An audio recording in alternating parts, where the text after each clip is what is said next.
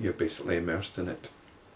Although sometimes it can be an effort to be immersed in it if you haven't quite got the strength of the realization. Such people are sometimes called jivanmuktas and also videhamuktas. Rama asked, Lord, what are the characteristics of jivanmuktas, which means liberated while living, and videhamuktas, liberated ones who have no body? So these are obviously two technical terms from the Hindu tradition, which Vasistha goes into a bit now.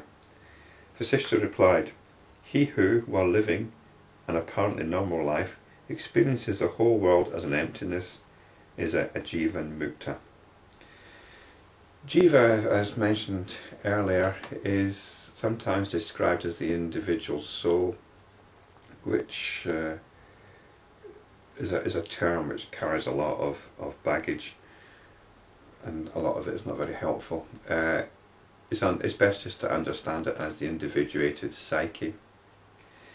And as such, that cannot be liberated. The psyche cannot be liberated. It's a contradiction in terms.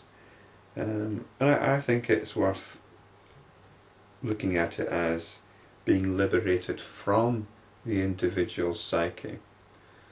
The psyche is what motivates our attention to be hijacked in certain ways.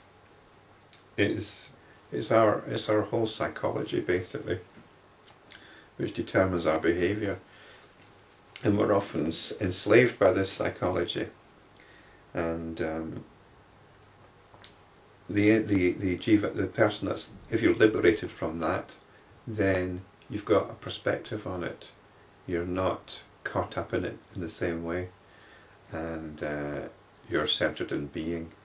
So I think a jivanmukta is somebody who is liberated from the soul, or from the individuated psyche. And this jivanmukta is awake, but enjoys the calmness of deep sleep. So that's a metaphor. He is unaffected in the least by pleasure and pain.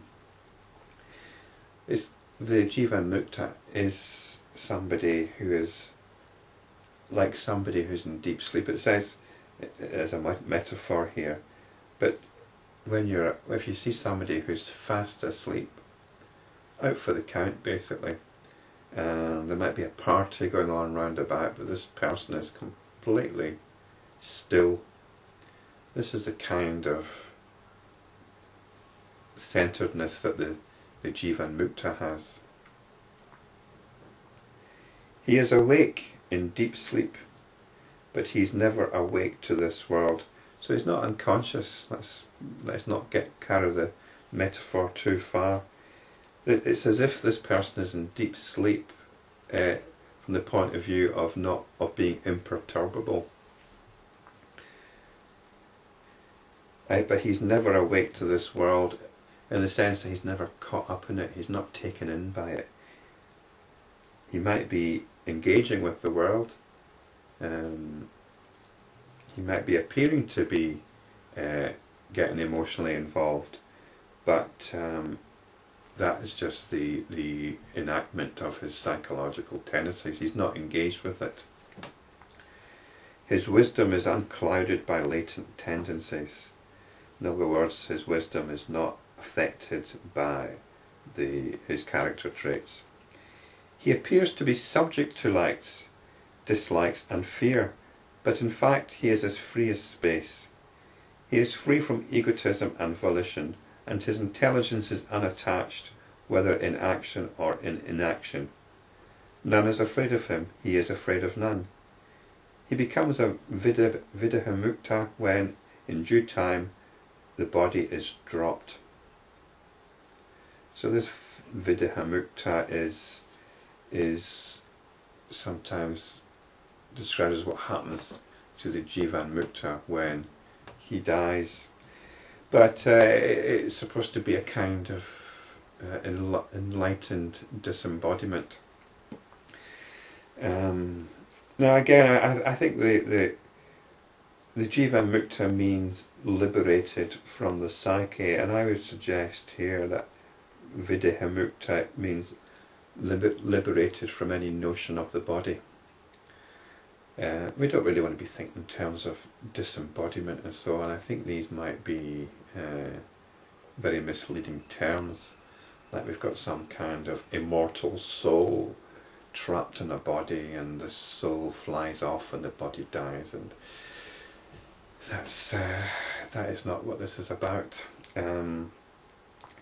It's about freedom from the psyche, freedom from notions of the body.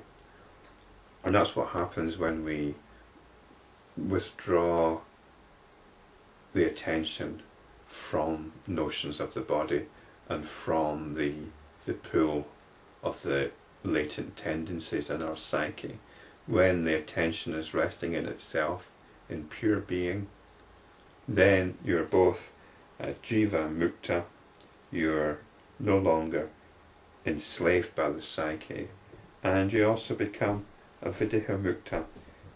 In other words, you're no longer enslaved by notions of the body. The videhamukta is, yet is not I, nor the other.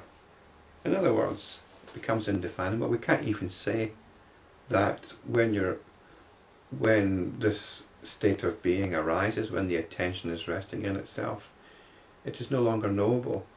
You can no longer apply the cognitive process to it. You cannot even apply notions of existence or non-existence to it. Existence and non-existence are also notions.